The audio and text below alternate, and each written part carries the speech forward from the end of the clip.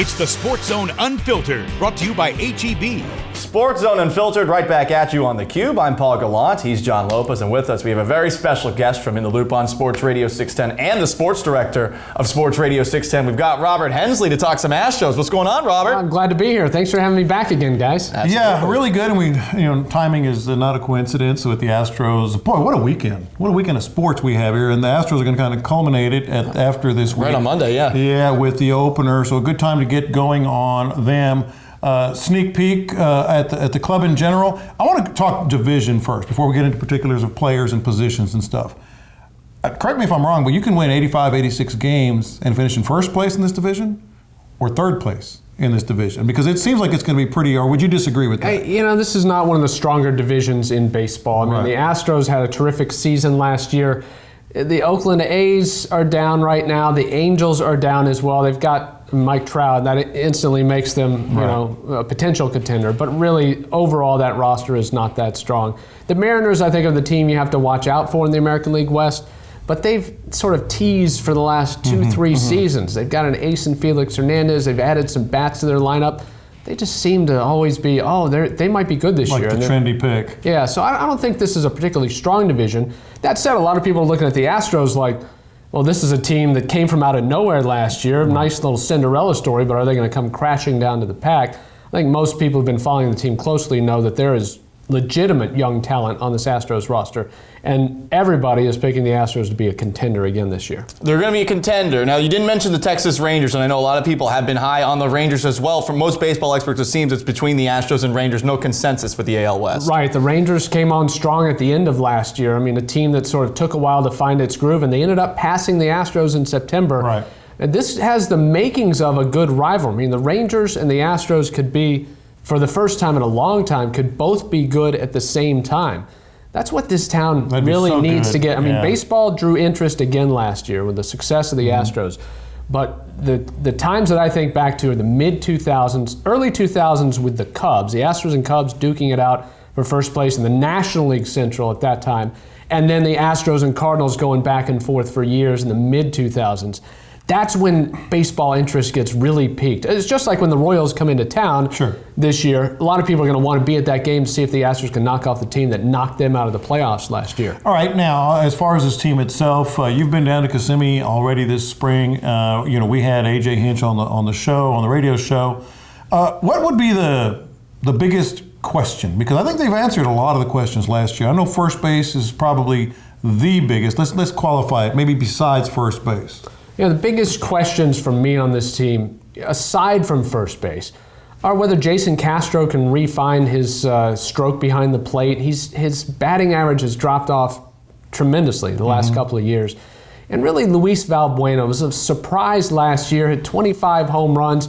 He's starting at third base, but the future is still down on the farm at third base. The Astros should have a guy by the name of Colin Moran, who they acquired in a trade with the Marlins a couple of years ago. He should be the third baseman by the end of the season. We'll see what happens at both those positions, catcher and third base. The Astros, really, the questions at this point are on the pitching staff. Right. You mentioned the rotation. The bullpen is really curious to me because Ken Giles, his ERA this spring, it's approaching 8. Meanwhile, we've seen Luke Gregerson coming back from injury, just 1 inning of work, 9 pitches, 3 strikeouts. So that was nice to see. What's going to happen at the closer position? I know In the Loop on Sports Radio 610, Hinch said that it might be a committee to start things off. Yeah, he didn't necessarily vote one way or the other. He's playing it very close to the vest because they want to see what Ken Giles can do.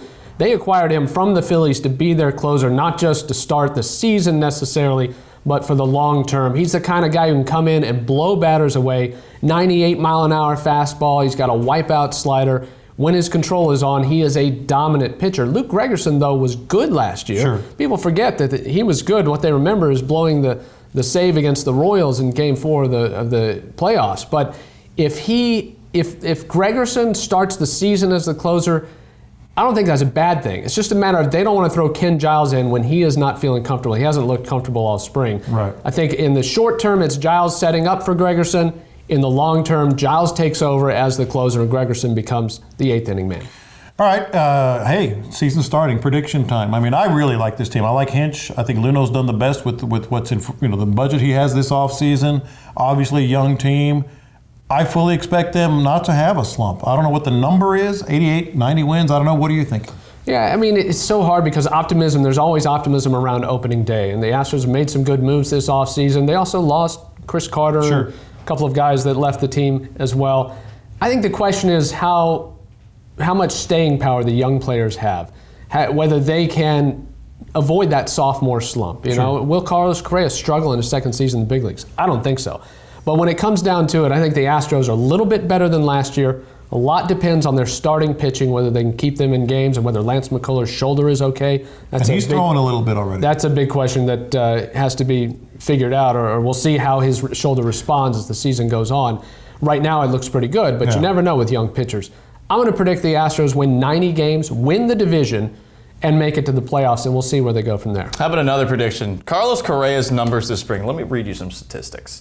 He's batting .432. His on-base percentage is .532. He's slugging .892. It might be sacrilegious for a guy in his second year to say he's the best in baseball. He is. I mean, is he better than Mike Trout yet? I wouldn't put him in that category yet because Trout's a multiple-time MVP winner and the best offensive player in the game. But he's on the track. He is better. Carlos Correa is better at this point in his career than Mike Trout was at this point in his career. So he's on the right track. He's still got a ways to go, but it is not a stretch to say that he may be the best shortstop in baseball, and that's saying a lot. That's what I was referencing. I think he's without question the best shortstop.